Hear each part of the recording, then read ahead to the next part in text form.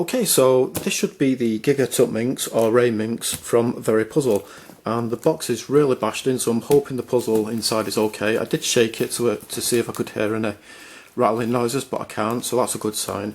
But yeah, I don't think I've ever received a box that's been this bashed up before. And the other side is pretty bashed up as well, so I've got absolutely no idea what happened to this, but yeah, let's open it up. I think I might be opening it up in the wrong place because it's proving to be very difficult to open. Let's try. Kind of looks as though maybe there might be a seam going down here, so try that. And this box is really difficult to get into. I've even sliced right through it, but it's still really difficult to open.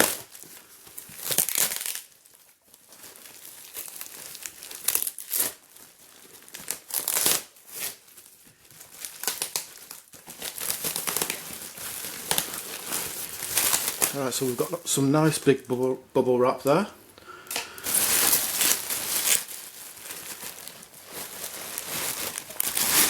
And it comes in this bag, and there's nothing else in the box.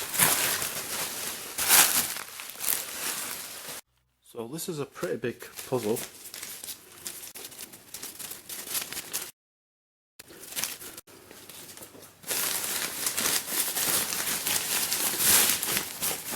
So there's the bag itself, it's quite nice.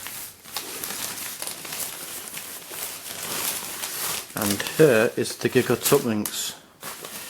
And we've got some stickers as well, and there's nothing else in the bag. So, well, this is a really big puzzle, and luckily it seems to be absolutely fine, so I'm really glad it didn't end up getting damaged. And turning seems absolutely fine. Let's take a look at those stickers. You can see on the centerpieces it says VeryPuzzle there.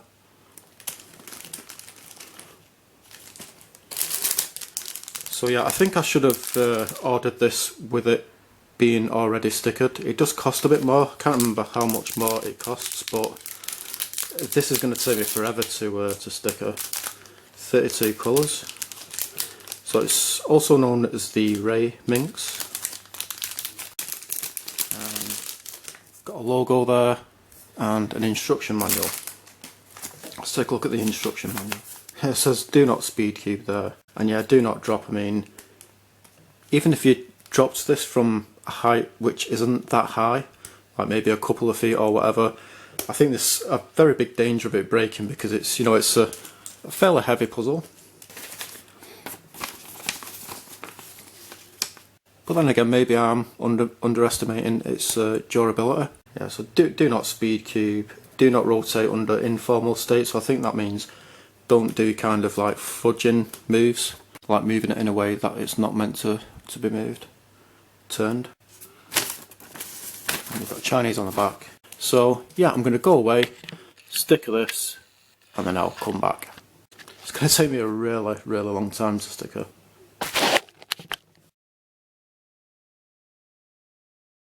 Alright, so this should be a package from ZiiCube, and inside should be the newly released mf8 clear-rad Petaminx. Let's open this up. So let's see if my blunter's knife is up to the job.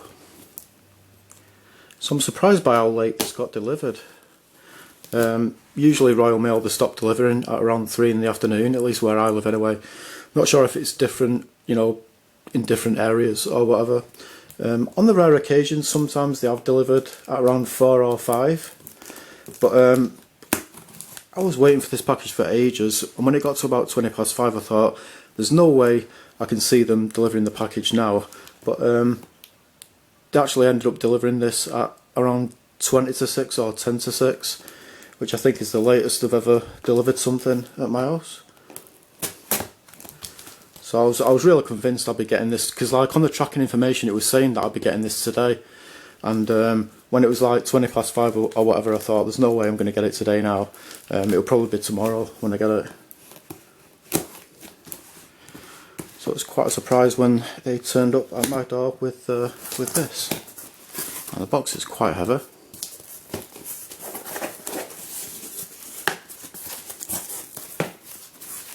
So I decided to put this unboxing video with the other unboxing video of the Gigatuttminx, because I thought, you know, an unboxing video which has 2 puzzles being unboxed is better than an unboxing video where it's just only 1 puzzle that's being unboxed.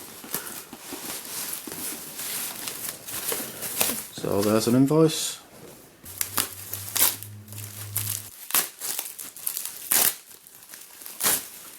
Right, so it looks like I've got another massive stickering job on my hands. And wow, I wasn't expecting it to look like this actually, because in the pictures it just looks like a normal clear red colour, whereas right now it looks like a kind of a fluorescent red or pink. It reminds me of the coolant that I use in my car. It's this exact same colour. So today I've just finished stickering the Gigatuttminx, but now I've got another big stickering job on my hands. So there's the stickers. I hope there's not just white stickers with these. I hope there's also black stickers, because on clear coloured puzzles I think black stickers look a lot better than white stickers. So here it is, and it's like, it's pretty much glowing. Wow, that's really impressive looking. It's quite heavy as well.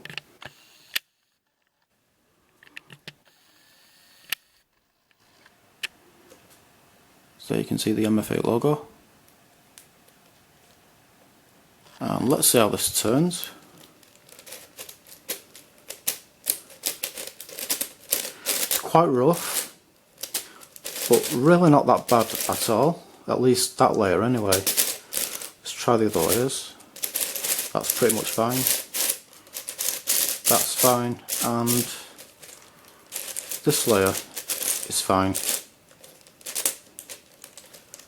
Yeah, it turns pretty much fine really. You do need to get things at least a little bit aligned. Yeah, I'm going to go away, sticker this, and then I'll come back with this stickered and the Gigatuttminx stickered. Okay, so as you can see, both the puzzles have now been stickered. So both puzzles took absolutely ages to sticker. I didn't use the transfer sheet or whatever you called it. I actually put the stickers on to both puzzles one by one. So the way I've stickered the Gigatuttminx is I've basically stickered one half of it in bright colours, which you can see here, and the other half in dark colours, and I think that looks really good. I've also really tried to avoid having similar colours next to each other. So for example, 2 different shades of red next to each other. So like we've got a red face here, so if this was a red face as well, even if it was a different shade of red, I wouldn't have liked that really, so I've tried to avoid it. But when I got towards the end of stickering it, when there's like around 3 faces left, it was very difficult to avoid having similar colours next to each other. Because all you can work with are the colours that you've got left. So for example, these 2 colours, this is like a lilac or violet, and this is a purple. So basically lilac and violet, they're basically like a lighter shade of purple. They're very similar colours, but I couldn't really avoid them being next to each other. And all of the small faces have got carbon fibre stickers on them. So as you can see there, and there. Oops, that one's peeling a little. And all of the bigger faces are not carbon fibre.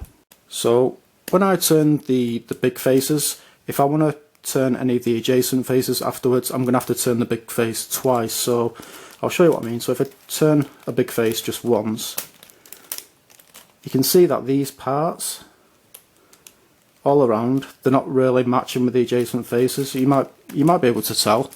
It just kind of doesn't look right. It's like this kind of row of pieces. It's not really fitting in with this row of pieces properly. It just kind of doesn't look right. And so if I was to try and turn this big face or this small face, that's what is classed as an illegal move or fudging or whatever. So you've got to turn each big face twice before you turn any of the adjacent faces. A bit hard trying to turn the puzzle like this while I'm holding it with one hand, But now, because I've turned it twice, I can turn all of the adjacent faces. But before I scramble this, I'll show the Petaminx.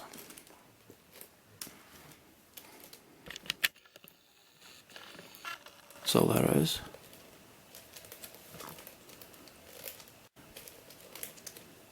And this feels really heavy. But yeah, so what I'm going to do is I'm actually going to take these down to the kitchen because it'll be more comfortable for me to sit at a table scrambling these. So yeah, I'm going to go downstairs into the kitchen and I'll scramble both these puzzles. Okay, so I completely forgot to compare the original Tuttminx with the Gigatuttminx. I'm almost 100% sure that the Gigatuttminx is a higher ordered, it's just a higher ordered version of the Tuttminx. And I've thrown in this regular size Megaminx just for like a size comparison. So this is how the size of the Petaminx compares to a regular sized Megaminx. So you can see it's pretty big. But then over here we've got this giant. And so that's how big this looks next to a regular sized Megaminx. So it's pretty damn big. And yeah, let's compare the size of the original Tuttminx to the Gigatuttminx. So yeah, you can see the Gigatuttminx is just so much bigger than this. Just way, way bigger. Okay, so yeah, let's scramble this.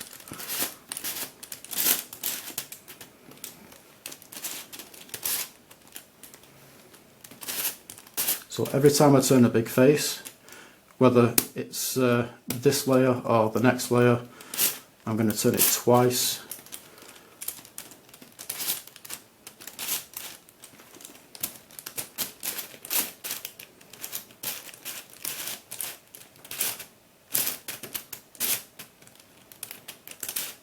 Kind of got a little bit mixed up there.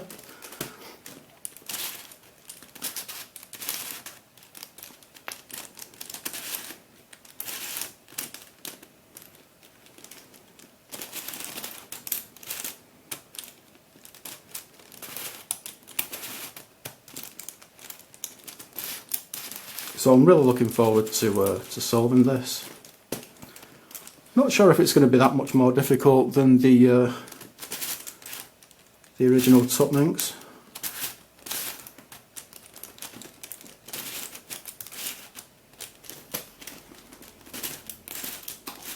Oops, and something fell off there. Little piece popped out. Let's see, where did that go? So maybe the tensions are a bit too loose on this. So you can see we've got kind of got like a hook there. I'm not sure if it goes under this bit or this bit. I think maybe it goes under this bit. Like that. So hopefully that should be fine now. Yeah, you can see we've moved over to the darker side now.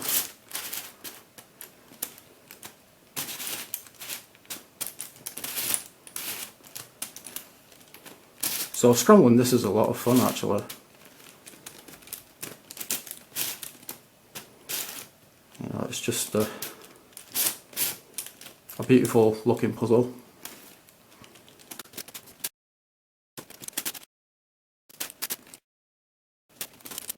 Okay, no wonder I couldn't make a turn then.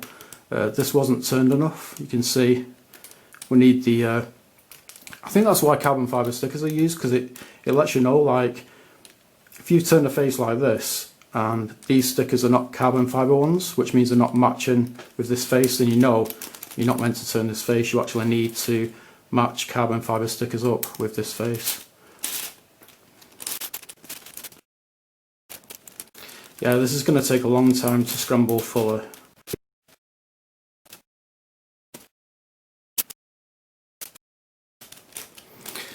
And yeah, you know, I've been scrambling this for absolutely ages now, for about 10 minutes, and there's still loads of it that's still solved.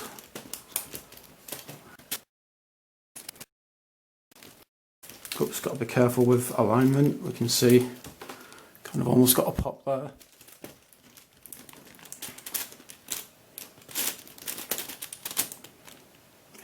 What am I doing with this? Okay, something doesn't feel right about turning this face. Yeah, you can see I've got like an issue there. I think it's this piece which is causing the problem. It seems to have popped out of it. And maybe I did an illegal move and that's what's causing this, but it's yeah, this face, it just doesn't seem to be turning right because things are kind of you can see things have become like really loose and stuff. So I think I've done something wrong with this. Yeah, this piece still seems to be popped up a bit.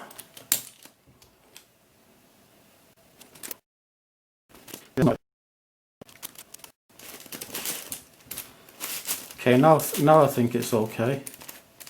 Wait. Yeah, it seems okay now. Yeah, I think maybe I just did an illegal move or something. By accident.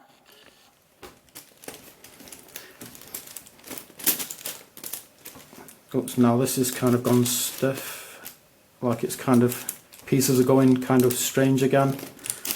I don't know what's going on here.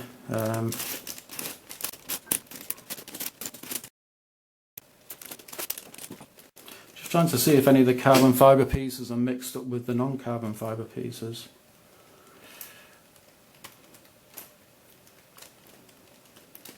No, they don't seem to be. Let's just continue to scramble this.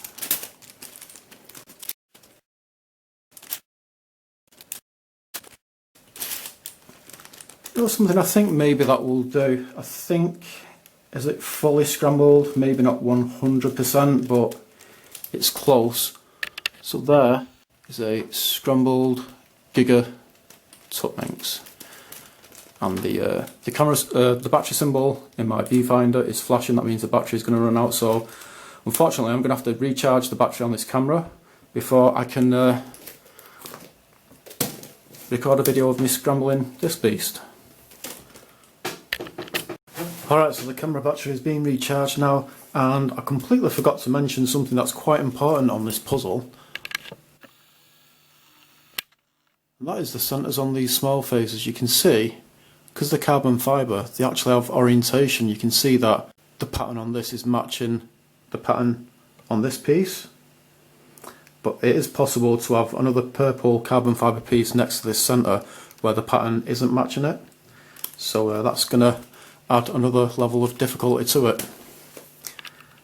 But yeah, let's scramble the Petaminx. So I'm really looking forward to solving this. Recently I've almost managed to solve the Elite Killer Minx, which I got recently. I've made an unboxing video of it, but I've not put it onto YouTube yet. I say almost solved because on the last layer I've got a parity and I've forgotten how to solve that parity. So yeah, you do need to have things fairly aligned on this puzzle before making other turns. I'm worried about pieces popping, you know, because of misalignment, because the pieces they can kind of sometimes look quite loose. Like you can see there, these two bits look pretty loose. So last thing I want is a pop on this, because especially when it's scrambled, because then it's like, you know, you've got to like disassemble the whole thing so you can reassemble it back into its solved state, so it is solvable.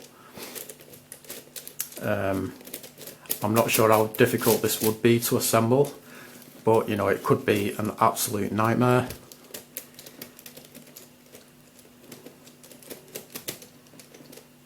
I'm wondering if Tony Fisher has disassembled and reassembled one of these on his channel.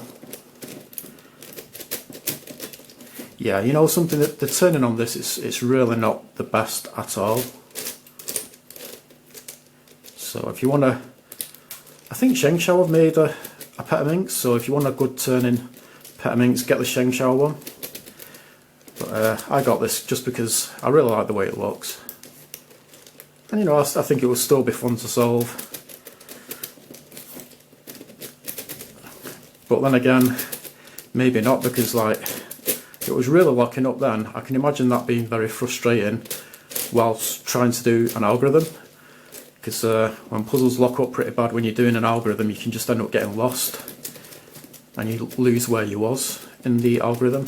Yeah, look at that, very, just really locked.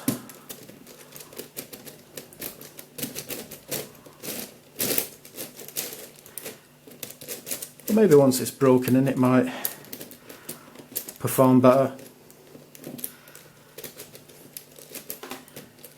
It's quite difficult getting things aligned. It's probably not helping that I'm sat quite far away from this, because obviously if I'm sat far away from it, it's going to be more difficult to see if things are aligned enough. What's going on there? That's not turned right. Okay.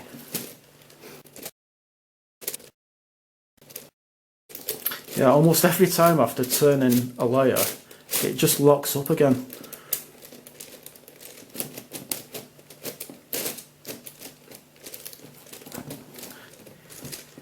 But you know something, even though it doesn't have good turning at all, you know, because of it locking up, it's still really impressive how someone has managed to, well, a team of people have managed to make a puzzle like this where, you know, it's made up of so many different pieces. It's like, you know, what must have to go into like designing it so it can actually turn with this number of pieces, you know, the way the mechanism is, how pieces are shaped.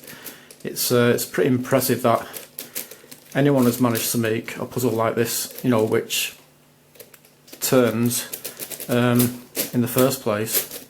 It doesn't turn well, but it you know, it does still turn without it falling apart, unless you have things aligned really badly.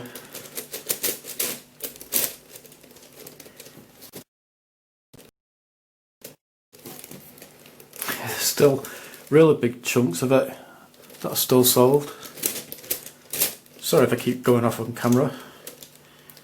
I was kind of doing that with the Gigatuttminx as well. Because I'm not seeing this through the viewfinder, because the camera is quite high up, so I can't really look at it through the viewfinder properly, so I'm just kind of looking at the puzzle without the viewfinder. So it's, you know, it's when I'm kind of going out of shot, I'm unaware of that.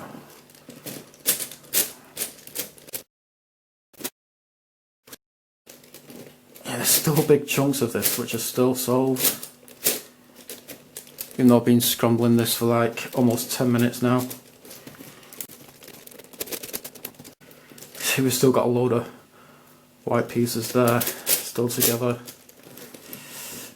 Got lots of grey pieces there and there, still together.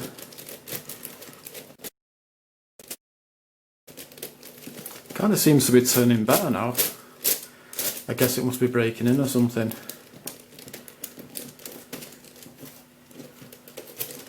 Like I said before, it could be a big part of why it's not turning that well. It could just be that I'm sat far away from it, so it's more difficult to tell if things are properly aligned or not.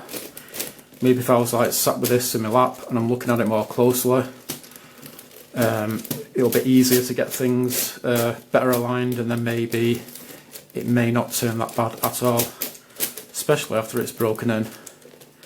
So there's still a lot of promise for this. I'm thinking that will probably do. Got a couple of green pieces still next to each other there. Yeah, come on.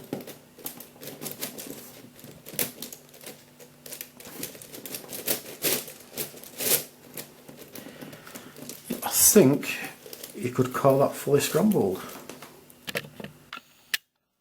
So there, it's a scrambled limited edition mf8 ice red Petaminx, and yeah, I guess that's about it. So two awesome puzzles, two really big puzzles, two puzzles that take absolutely ages to scramble, and two puzzles that will obviously take absolutely ages to solve. Don't think that's going to spin that well. Oh, it's spin better than I imagined it would do, but it should spin a lot better. Maybe. yeah, that's pretty much it. Thanks for watching. Just after I finished recording, I noticed that this little orange sticker has come off that bit there. And now I've lost the orange sticker. There it is. I'll have to use a little dab of super glue to put that down, to stick it down.